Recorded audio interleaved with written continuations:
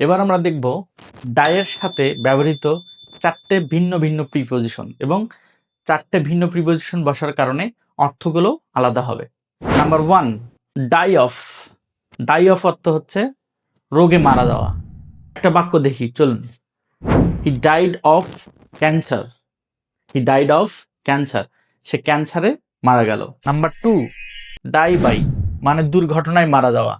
He is died by truck accident, সে truck দুর্ঘটনায় মারা গেল। ডাই ফ্রম আকস্মিক মৃত্যু। The boy is died from over smoking, ছেলেটা অতিরিক্ত ধূমপানে মারা গেল। ডাই ফর, ডাই ফর আত্মত্যাগের জন্য মারা যাওয়া বা দেশের জন্য মারা যাওয়া। We should die for the country, আমাদের দেশটির জন্য মারা যাওয়া উচিত।